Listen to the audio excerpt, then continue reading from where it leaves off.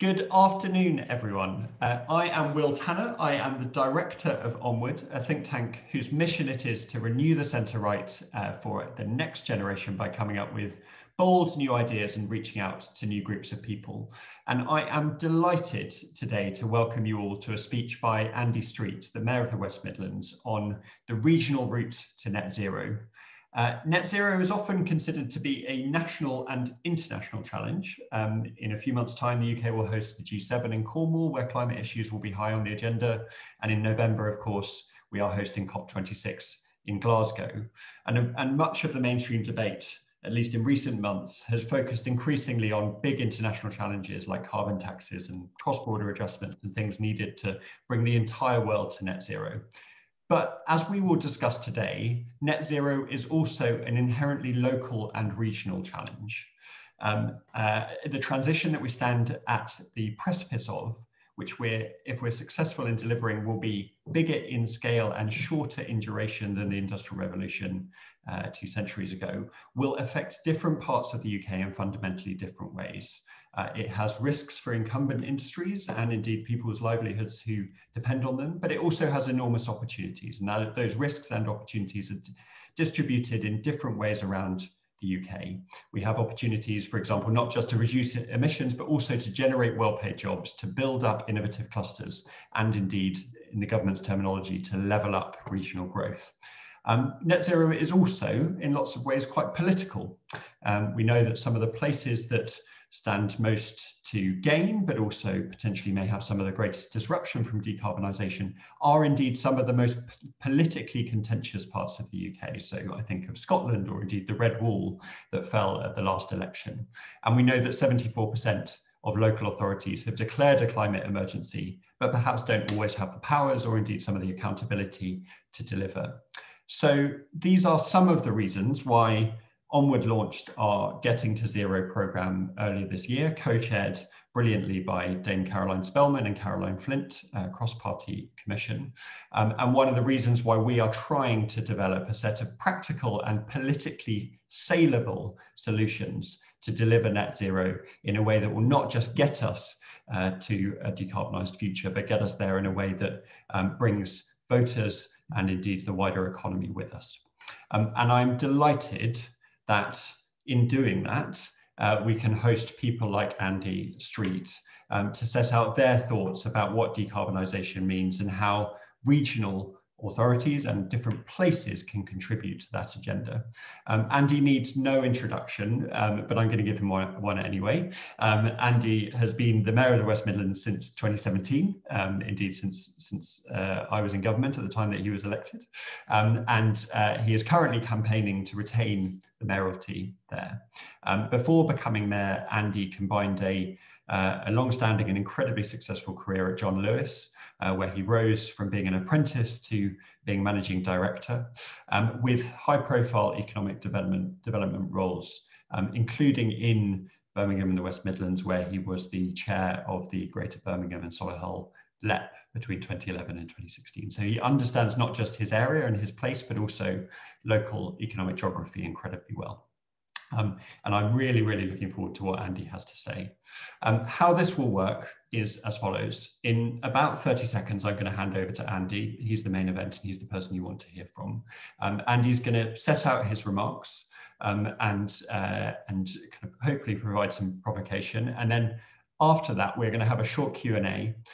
So if you do have any questions, please press the blue button at the bottom of your screen, should say Q&A, and you should be able to put in your question. I will pose that question to Andy during the question and answer session on your behalf.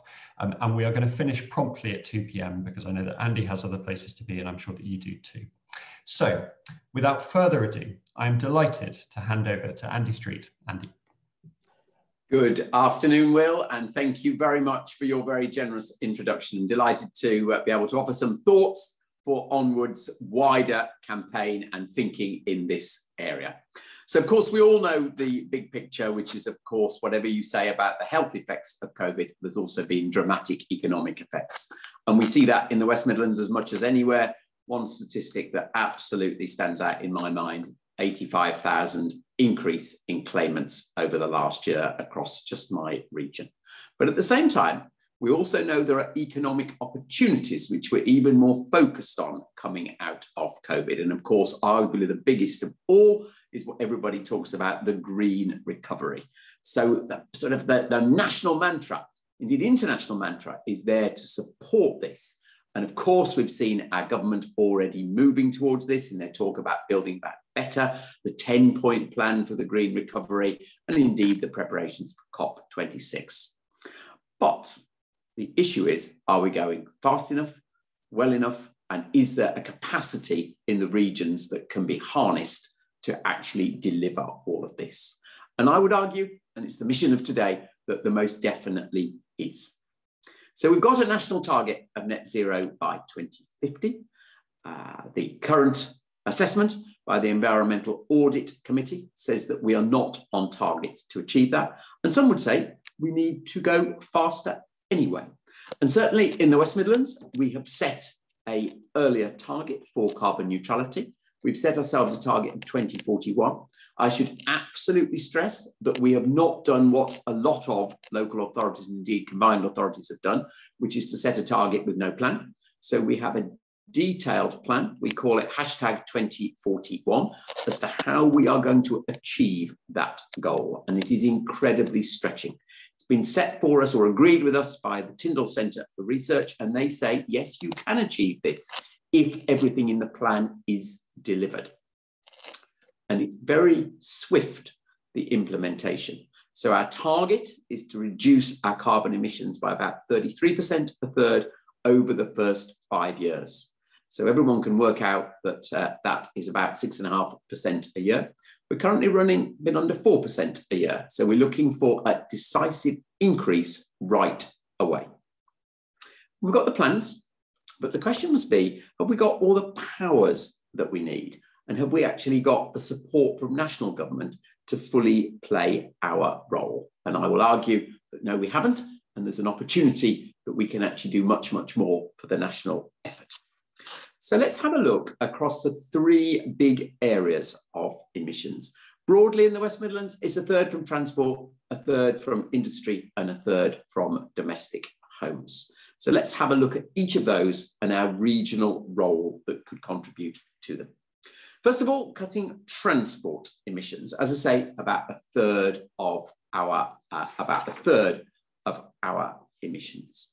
And we all know that transport is probably the thing most closely associated with mayors. We all think back to Ken Livingstone, the mayor for transport. I hope people would say the same things here. So in this area, we do already have some very substantial powers that can make a difference in decarbonising the region's transport network. There's three particular things I want to call out.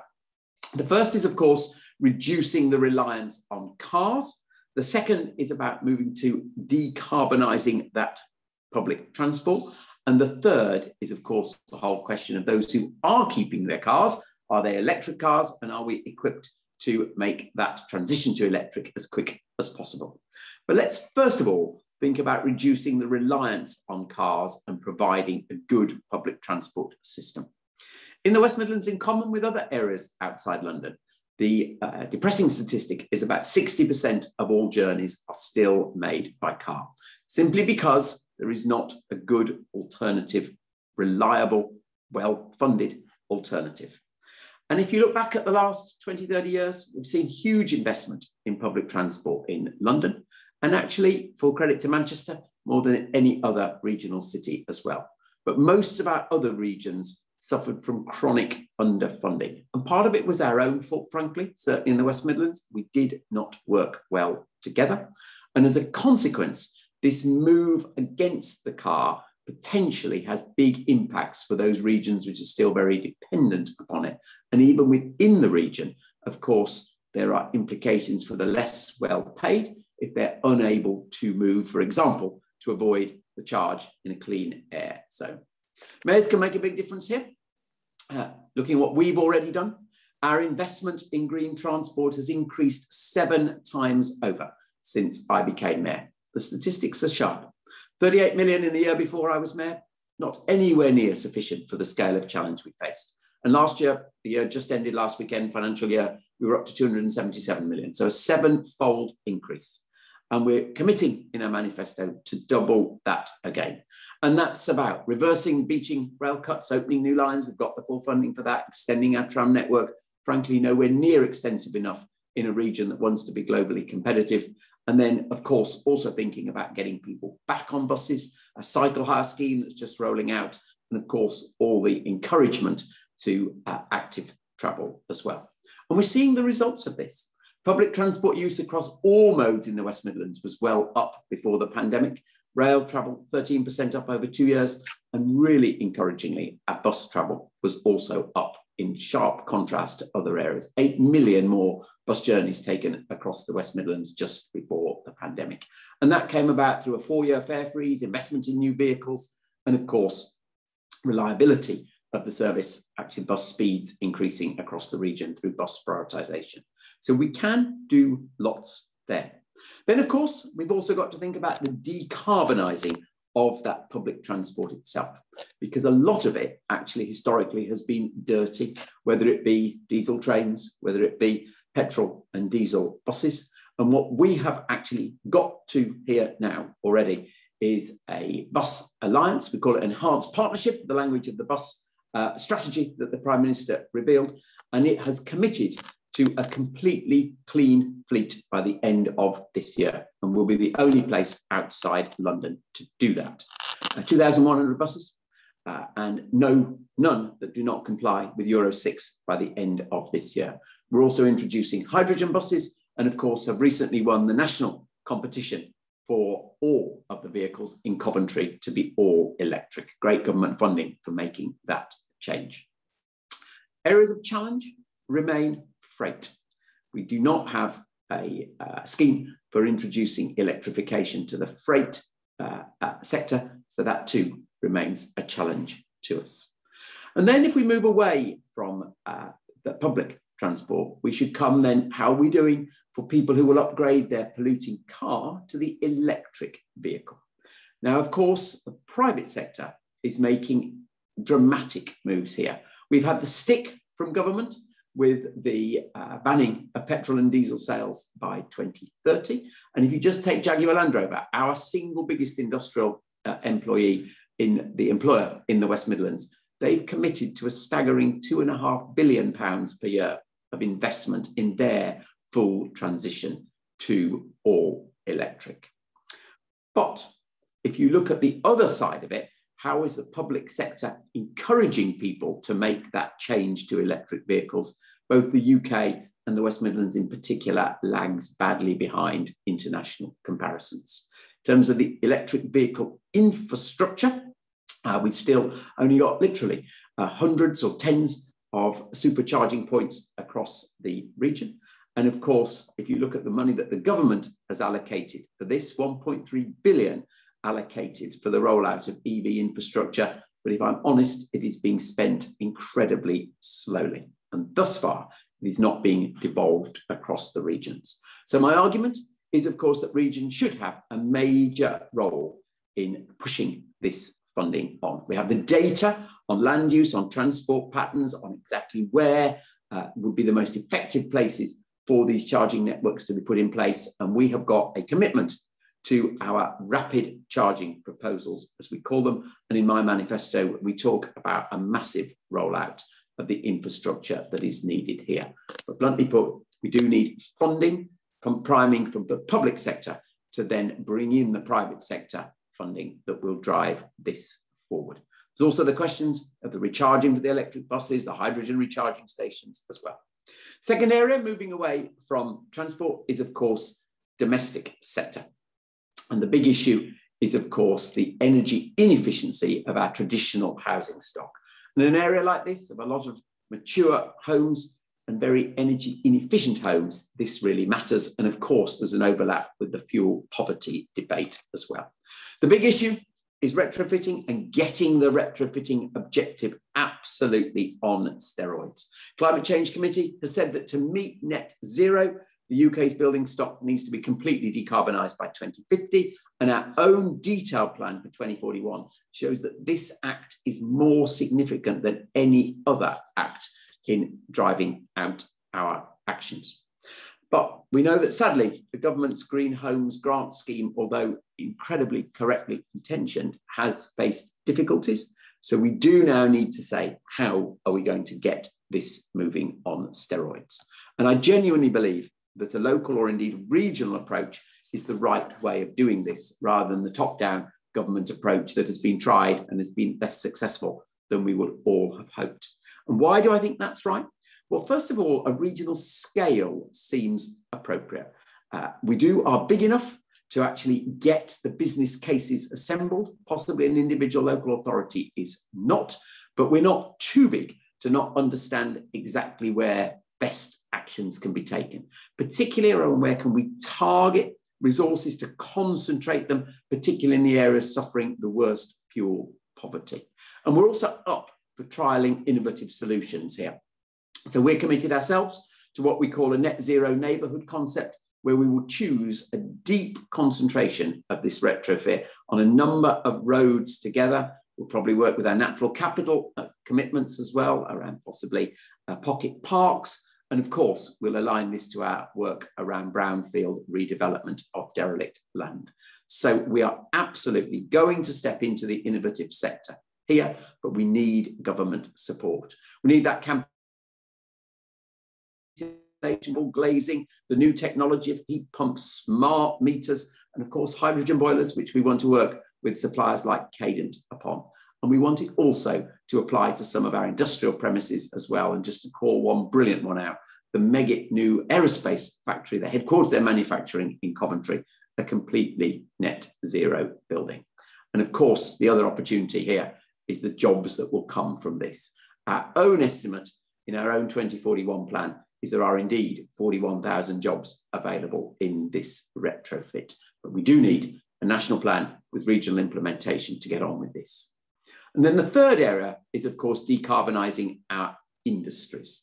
And Onward's own research, which if I can just quote that back to you, Will, said that we should move on with decarbonising the most polluting sectors, or giants, as you called it, another third of the emissions in the West Midlands. And of course, as home of the Industrial Revolution, the first place to carbonise, we feel a sort of responsibility for stepping forward here. And lots of our major businesses already are. Some real standout commitments around carbon neutrality. JLR by 2030, Severn Trent by 2030, the Birmingham Airport by 2033, and Birmingham Commonwealth Games have recently said we will be the first zero carbon Commonwealth Games, a wonderful thing to go for.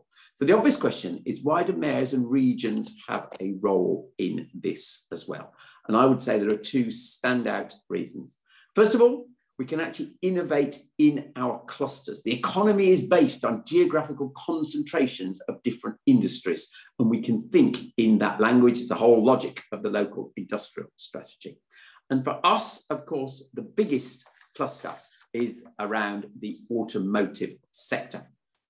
And the electrification of that sector is mission critical. We already saw this early on with the work to get the National Battery Industrialisation Centre in Coventry, a competition that was won back at the end of 2017. And of course, now we're bidding for this Gigafactory.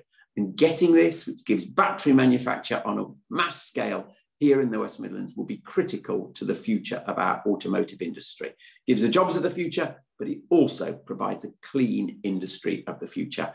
And we're pleased that we're now working with government, having established a site and having a number of electric vehicle companies around us. We're keen to actually secure that footloose international investor. So that one's obvious. The one that's probably less obvious is the construction sector and what we're thinking about the move to zero carbon homes. We've seen a lot of moves to modular sites, modular construction, companies like Urban Splash developing their developments here on brownfield sites using that new technology. A number of factories producing those homes here in the West Midlands. But interestingly, with the government now just agreeing at the last budget, a small seed corn funding for MMC development based out of the new facility that they will be having, or the second headquarters in Wolverhampton. So another industry that we genuinely think we can lead on there as well. And then the second thing that I think mayors and regions can do is think about the skill development for these new sectors as well. Skills policy is of course led by nationally, but it's implemented regionally through some of the devolved budgets there. And we're already seeing this in terms of some of the sectors we're getting on with, the training that's been done, a small seed initially around the training for retrofit that we will be running, and indeed the training that we're doing, a lovely new example for electric vehicle maintenance with some of our colleges. Add it all up in our plan, we think there's 91,000 jobs in the sectors supporting the new green clusters. So we can think about the clusters, we can think about the skills. So where I want to finish then is an appeal to government. If we've convinced you we can do things to make a difference and that we have a plan, what's basically needed from government to kickstart all of this? And the simple language I would put it in is we're after an energy devolution deal. And that deal should do three things. The stick would be, we agree a regional carbon budget with government. And actually we're held accountable for delivering that, just as we do with our housing deal. This is how many homes we're going to build. This is the reduction in carbon that we would achieve. And you said in your introduction, 74% of local authorities have declared a climate change emergency. How many would be willing to declare their carbon budget and be held accountable for doing it? But in exchange for that, I would want us to have devolved control over funding to enable us to put together our local energy area plans, we would be calling it. And the funding that we're after is the devolution of this thing called energy company obligation that lots of citizens probably don't even realize they're paying, but it's on bills, it satisfies the energy suppliers' obligations, and that, if devolved, would give us a constant funding stream, about 50 million a year for us to develop out this thinking. It's not megabucks, but it would be a fine deal. And if we also could control the central funds around electric vehicle networks, and indeed the retrofitting funds, I genuinely believe we would be empowered to let our innovation in this sector really flourish and therefore contribute to the regional and national goal. Thanks very much, Will.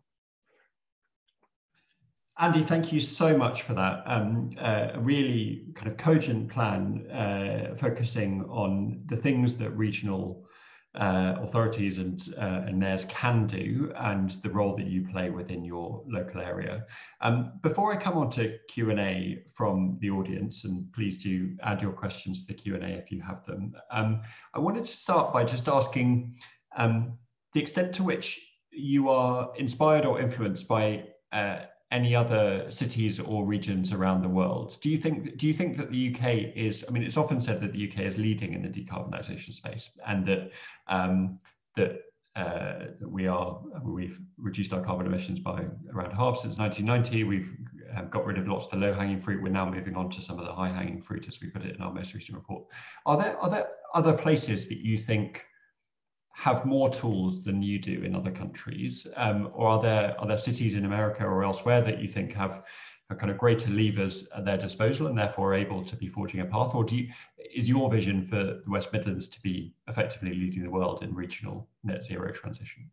So there's what you wish for and what you can do here.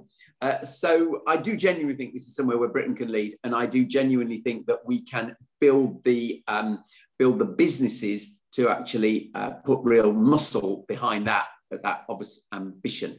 And if I look already at businesses that are being formed across the West Midlands, there's 1,000 businesses already that are just looking at the decarbonisation of our industrial base. So it's already happening in our startups and our scale-ups.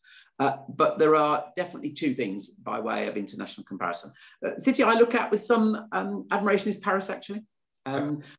In terms of what their mayor has done for the greening of the city, the hostility, we might almost say, to car, doing active travel. I don't agree with everything they've done there, but I do actually think that Anne Hidalgo, Mayor of Paris, has shown genuine leadership actually in that. But of course, the wider point, and this is where American cities have so much more leverage than us, is we don't have the financial mechanisms. Because this is not unique to the West Midlands. When the mayoralties were set up, they did not control a cash line that gave the resources to be doing this independently. And this is why I concluded with my piece about devolution deals, energy devolution deals. We have to have the sort of ability to raise funds that American cities just take for granted. in order to put some of these plans in place. Otherwise, you are constantly, and this takes us to a much bigger principle of mayoralties and devolution, you are constantly proposing to government what investment they should make. Now, we've done okay from that model, frankly, and we can make it work, but it isn't true devolution. And I would much rather to have the certainty of that income so that then we could be much more confident we'd be able to deliver our plans. Understood, and we would also point to Paris as a kind of shining example, especially as you say on the kind of active travel and reducing car use and low traffic neighbourhood agenda, that kind of thing. So okay, interesting. So we've had one question. We had one question through in advance actually from I think one of your constituents, or at least someone who describes himself as a Midlander, a guy called Matt Finch, who's asked, just building on what you just said about car use in Paris and indeed in the West Midlands. He's said that car clubs are proven to reduce climate change, air pollution, vehicle miles. Knowing this, why have you as mayor not encouraged more of car clubs? And do you see them as as part of your plan to increase kind of shared travel arrangements and reduce emissions on Midlands roads? Yes, they should. Matt is right. They should have a bigger role to play. And perhaps I can talk about one very novel piece that linked to this, which I hope Matt will know about. We have just started to trial what we call our mobility credit scheme. And some people have said this is a bit, what's the best word for it? A bit of a gimmick, it was put to me, but I'd say no, and let me explain. The idea of this, and we're trialing it in Coventry, 250 people targeting Coventry. So it's a pilot, it's not a huge amount of money, but I think it's very interesting what we're going to learn from it. And we're basically saying to citizens in Coventry, if you get rid of your old polluting vehicle, you will be given a payment of roughly £3,000, which you have to use on different public transport forms. And coming back to Matt's piece, car clubs is one of them, because I do believe that has got a critical role to play, because it is definitely true that there will, however good our public transport is, there will still be certain journeys that you have to make by car, certain occasions, and therefore there needs to be that facility there. So we want to try to stimulate that in that way. But what we're really after learning here is what are the triggers to get people to make these changes.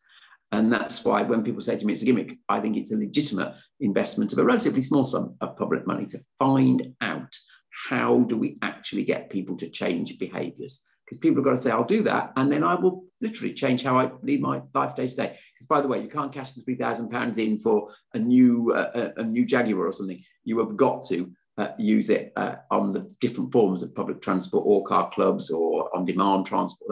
And we're trying to see what would stimulate that change. Another very interesting trial and commentary around this is our, I've just used a piece of jargon there, we call it bus transport on demand. So the idea is that, again, very similar to Uber, you use your app and it collates up a number of journeys, a bit like City Mapper in London, the bus service that they tried to run. Again, is that something that people are going to buy into, or people are so want their independence that either Uber or your own car brings? So we're trying to understand what are the different sort of switches almost to drive that, and car clubs are amongst that. Thank you very much. And you've just proven, I think, one of the clear benefits of having a more devolved model, which is that you can use different areas as laboratories to test different approaches and scale those approaches across the entire country if they work. And that's, I think, one of the best arguments for mayoralties in general and devolution as well. Okay, I'm going to come now to a question from Sandra Green, carrying on with the theme of kind of car use and car dominance. She says we definitely need to reduce car dominance in our region. So she's also a Midlander. She talks about electric. She says you talked about electric vehicles, but this won't stop with things like congestion and collisions. How can we reduce car use more generally, and how can the combined authority specifically drive that? Is that part of your agenda? Is it also about car use full stop? Or So I mean, Sandra's right, and it's why I tried to structure my piece around transport as I did. there are three pieces to this. There's the number one, there will be some people who do still have to use a car or won't be persuaded. And the most important thing they can do is make sure it's a non-polluting car. Fully accept that. And that's why both the private sector and the public sector have to play their roles in that, as we talked about. There will be others, though, who will be persuaded that they do not need to use a car for certain journeys. And that's where the combined authority has the most clear role, which is the step change in the investment in public transport. Because it is blindingly obvious to me and reported by any researchers that if the quality of public transport, what do I mean by that? Reliability, cost, and cleanliness are all really good, then that will be the preferred use. And I look at some of our best train lines in the West Midlands, where the service frequency is down to 10 minutes and the rolling stock's good and it runs on time. That is overwhelmingly the preferred choice of commuting on those routes. Key Solihull to Central Birmingham routes, Stourbridge to Central Birmingham will be a good example of those. So what we've got to do, Sandra, is make sure we've got more examples like that, where people will choose the public transport piece. And that's why I went over it very quickly, but the level of capital that we've got to invest in that is mission critical. And we're now at over £1 billion of committed funding, not Never Never Land. We know we've secured the funding we spend over the next few years. And as I say, we've increased that 7 times over from when I first took over as mayor. And that will provide new quality routes, such as those I've just referred to, that we already see the benefit of. Hope that answers, Sandra. Thank you, Andy. Moving away from transport, we may come back to it in a moment, but moving away from transport, I wanted to pick up a question which has come in through the Q&A actually from one of the Onward team, but I think it's a really material question which would be useful to pose to you, which is around the relationship between local and national on certain decisions. We've had a recent episode with the Cumbrian coal mine where local authority took a decision that's now being reviewed, called in by national government. Kind of what is the right balance between local and national decision making on things which clearly do set, like even when local areas make decisions, that does set a national precedent to some degree, and lots of these issues have both a national and international reach. So how do you see that kind of balance? And do you think that there's a likelihood that those types of political disagreements are likely to continue in the future? Or do you think that we're starting to get to a place where local and national understand each other and that there is a kind of clear compatibility between their approaches? So it's a very good question, but there isn't one answer, is there? Because of course it depends what the subject is as to which the level of decision making should be taken. So let's just play this out with the whole Gigafactory case study to see how this works. So blindingly obvious that the West Midlands has the biggest challenge, but the biggest opportunity in the national decision that's taken about banning petrol and diesel cars. That decision was always going to be a national decision. I can't claim that we should be exempt from it in some way, but the implications are huge here. So our regional industrial strategy has to deal with those changes. And that's why, as I say, so much is already there about encouraging this electrified cluster, particularly around Coventry. But then you come back to, so we're very clear we've got to do that. And there's lots we can do on the ground to do that. But then you come back to this really big decision about, okay, part of that is getting a gigafactory in the West Midlands. It'll be the first in the UK, potentially the first will be in the Northeast. It's a bit of a race, but there's plenty of room for both winners, frankly. But we are not going to put on the table the cash that is needed to subsidise that. We had to persuade national government that that was an appropriate use of the national exchequer. And we've been lobbying on that for a long time. The first time I met the Prime Minister after he'd been elected, you might be surprised to know that was the subject we talked about, because it was that important to our economic future. I just thought, I want to lodge that with him. And it was 12 months after that that we then got at the Comprehensive Spending Review last year, the fact that National Exchequer would put that money on the table to subsidise this. And then both regions are putting their proposals together. So the ball is thrown back to us. So the reason I go through that, I think, is it is a brilliant example of actually where some things have got to happen nationally, some things have got to happen regionally. We're finding the location. We're doing the planning on it. We're thinking about all the services to support it. but it can only happen if there is that national decision there. So actually, I think, Will, to the way the question went, some of the most important things have almost got to be in tandem between local and national. And you've got to be really clear who's playing what role in that success. And the thing I keep saying to the business secretaries around this, because you've had 3 conversations with 3 different business secretaries, is we've got to do this in collaboration. We will only win through, frankly, against the Germans and the Americans and everyone else, if we work with an international investor, government playing its role, region playing its role, and then, of course, the ultimate customers, in our case, likely to be JLR, playing their role. And you've got to draw that network together. So it definitely isn't either or. It's got to be collaborative. Yeah, understood. And one area where this is kind of live, or at least the different approaches between national and local, has borne out recently, is around the Green Homes Grant, and, as you say, the local authority delivery scheme, which you referred to in your remarks. But Colm Britchfield has asked, given the failure of the Green Homes Grant, or at least it's not living up to expectations, which is certainly true, what can local and regional governments do to encourage retrofit on the able-to-pay sector? What should central government put in place to replace lost Green Homes Grant funding? So obviously you've talked about the kind of homes that you are either indirectly in control over, or that you have much greater visibility of, but there will be lots of households who are able to support the retrofitting of their homes financially, should not rely on the exchequer. What would you want to do in your role to support that process? So the Green Homes Grant, worthy, but hasn't been successful, that's right. So within my talk, the proposal was that we should devolve the funding that would have been put to that to regional structures, and then we would be looking to run something similar. But the reason I think it will work regionally is that we can concentrate and probably consolidate the applications, because I think one of the real weaknesses of the current arrangement is the pepper potting, the inefficiency that goes with that. If you can draw together to get more scale, I think that's much more likely to succeed. But frankly, we've also got to reach into the areas where there is not an ability to pay, and that is definitely a role that both regional and local government can do. I think just on the LAD piece, because this is the other point about the scale, if you look at the number of local authorities that have successfully bid for this, it is quite small, and their bids are quite modest in themselves.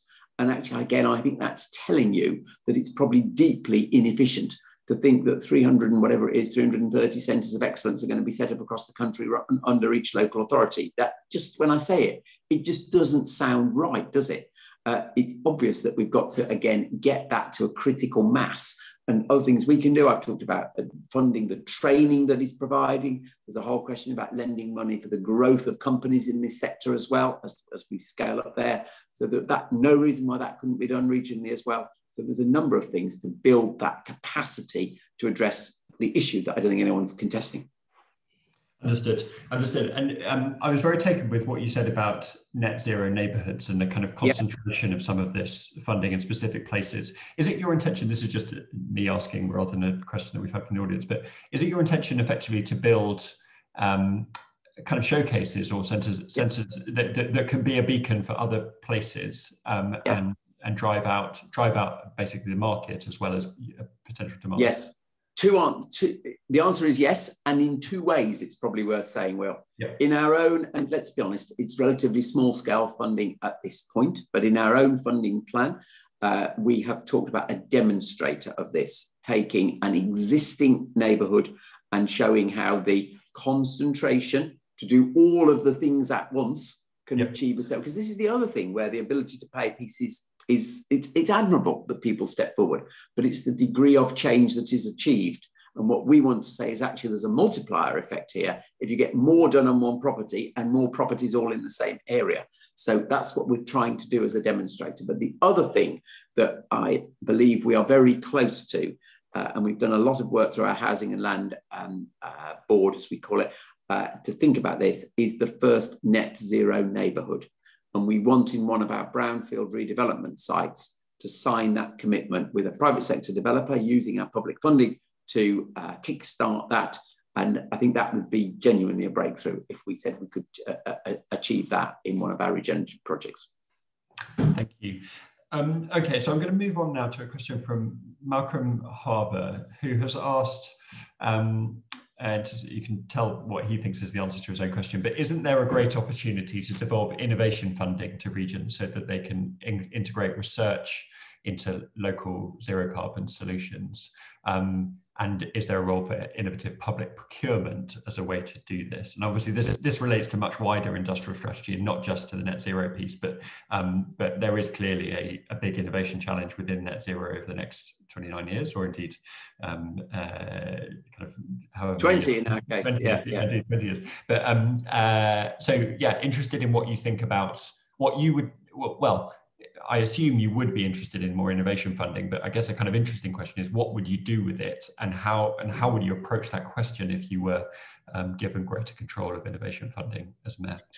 So I know Malcolm well, so I'm allowed to say this. Malcolm, as ever, is on the money with another critical step.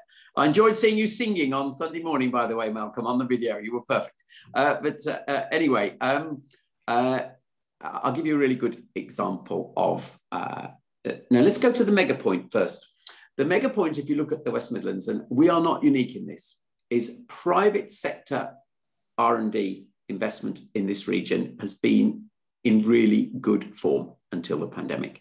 We were actually either top or top but one in expenditure per head, and that reflects the strength of the industrial base here. Incredible drive for that private sector R&D, and it's what's lifted the productivity of the region, But the national challenge is if you look at the public sector expenditure on R&D, we are bottom but one. So everyone looks at the total numbers and says, yes, the West Midlands is doing reasonably well. It's in the middle of the pack, but that is because private business here is doing it. The public sector is underinvesting in the very place that the private sector is saying, gosh, there's big returns here. I'm going to actually put a lot more money at risk on the table. Now, that just doesn't sound right, does it? So behind Malcolm's question, there is a really interesting point about if the government are increasing the share of GDP on public R&D, how do we make sure it goes to the areas where the greatest private leverage would come in, and therefore we'd make greatest difference? At the moment, public R&D spending is desperately over-concentrated in London and the Golden Triangle. And that does have to change for the sake of UK PLC. Now, if it were to come, or some of it were to come, obviously, there are real opportunities in the area that Malcolm is talking about. So we have got a trial at the moment, publicly funded, good, in the Black Country, looking at the Black Country industrial cluster, which are not necessarily the giants, to use your own word, but they are energy intensive industries, but not the most intensive. So things like food processing would be a good example. But there's a real concentration of heavy usage of energy. And we're looking to see through this new innovative work whether or not we can decarbonize that cluster by thinking about microgeneration on site, maybe the whole question of circular economy, the use of waste energy, all of that. And I would say, if we were suddenly able to bid much more successfully, the sort of next stages of that work for deindustrializing and decarbonising industry would be brilliant candidates for exactly what Malcolm is talking about.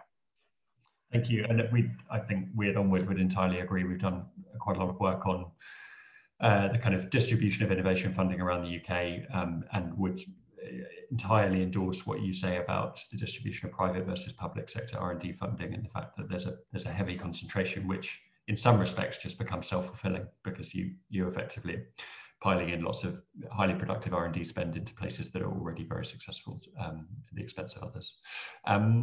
Okay, fantastic. So we've still got quite a few questions to get through. So I'm going to try and race through. Better be brief. Okay. Let's get through time. So Will Savage has asked, achieving net zero is likely to cause significant short-term disruption to many people's lives and livelihoods in order to deliver those long-term gains that you've outlined. Do you think that politicians in general are ready to make some of those difficult decisions that could result in whole industries going, sizable job losses, And specifically, are you ready to take those difficult decisions, Andy? He asks. So the answer is yes. But I'm going, now you might say I'm now a dreamer, or you might say, that's wise.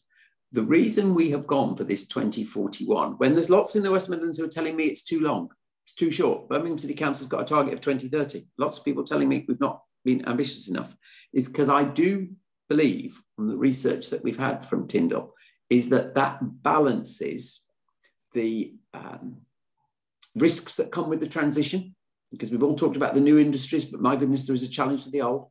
It balances that risks with the public good. And so my answer to the question is, yeah, I am prepared to stand behind that speed of plan and take some of the decisions that are going to be hard around that. Definitely, yes. I'll give you another example of it, and some on the line may disagree with me over this. Birmingham City Council is bringing in a clean air zone. I don't agree with necessarily how it's been done. I don't necessarily, lots of examples of where I don't agree with elements of it.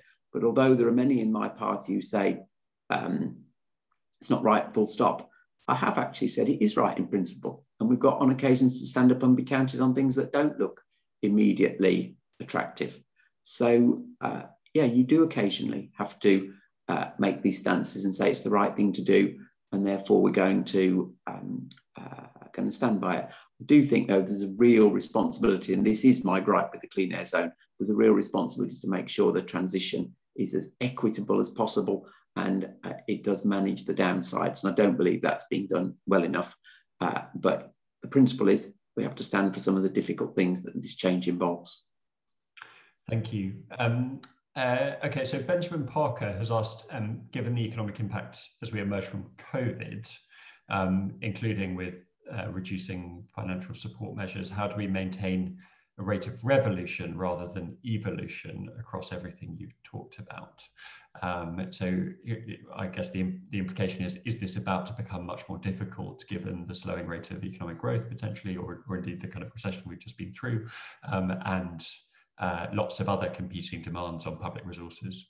What is definitely going to make it more difficult is the pressure on public resources. There's absolutely no question. I can't actually remember this statistic. Will know it better than I do. But the number that the Climate Change Committee gave for the UK transition itself was an eye-watering amount of public investment to make this. And obviously that is going to be even more difficult. So it would be naive to deny that. But equally, I think there's another point the other way. The opportunity, if we get this right for businesses, is probably even clearer. And I think in terms of global capital seeking out investment opportunities, arguably there is actually an upside because some other sectors look less attractive than they did 18 months ago. So actually, I do think there's a chance there. And you could even say that the public-private balance in this is going to shift from what we probably thought before the pandemic struck. Interesting. So just building on from that, and mostly in the interest of time, I'm going to take two questions to close, if that's all right. I'll take them together, Andy.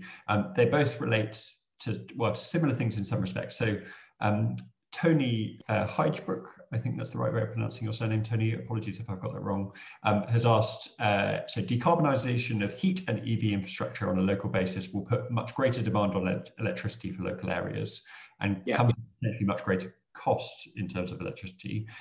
What is the role of energy networks and energy companies in that process? So that's question number one. And I guess implicit with that is what role would you have in working with those local energy networks and local companies as mayor? And then secondly, I'm going to take a question from Amy Norman, who's asked specifically about the implications on the pandemic on commuting and car patterns. We are likely to see at least some behavioural change as a result of the last year. And she's asking whether or not West Midlands broadband infrastructure is enough to support a kind of wholesale transition away from commuting towards more working from home, and whether or not that could play a role in some of your net zero ambitions. So if I could take those last two questions, Andy, and anything else you want to say in closing, and then we'll make sure you get to your next meeting on time. They're two vast questions, Will. My goodness. For goodness sake. Let's take the one about commuting first of all, then we'll come back to the energy one. Because there's a lot in this commuting piece. So first of all, the broadband piece. No one's going to sit here and say the broadband network is good enough. I am going to say, though, that we are the leading network in terms of getting to leading region in terms of getting to 5G. That's probably part of the long-term answer. And of course, I do think our fibre companies are doing a pretty good job at acting on the commercial opportunities where there is increased demand.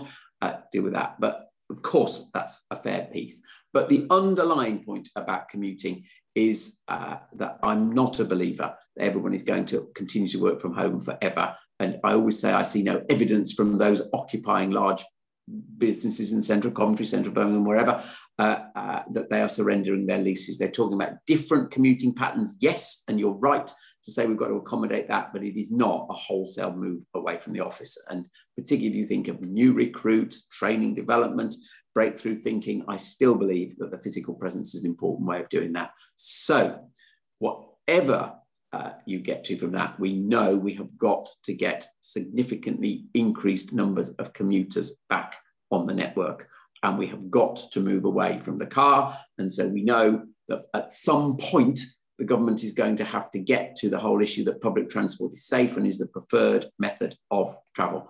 And my job locally is to make sure when that national message changes, because frankly you're pushing water uphill, but until it does, is actually to make sure we are ready with a really good, reliable, well-funded transport system to be able to give people confidence to return to the commute in that way.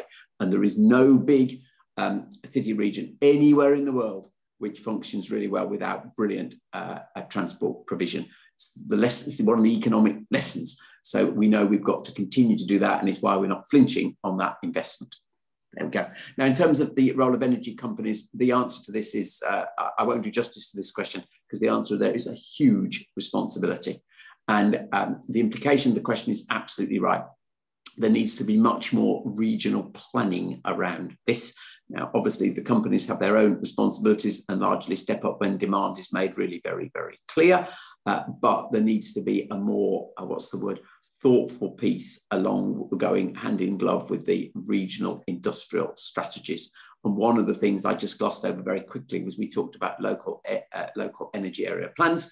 And that is what we are going to need to put together to make a reality of some of the things that we talked about in here. So the answer is, one word answer would be yes to the challenge.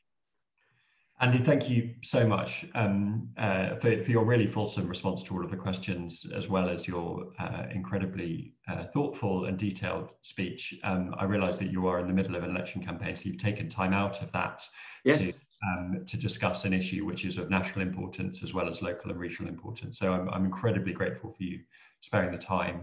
And there's a huge amount for us to take away from your remarks as well. So from me and from everyone at Onward, thank you very much. Well, Will, perhaps I can just repay the compliment to say it's nice to take time out from campaigning and do something to do with a day job. So thank you for giving me the reason to do that.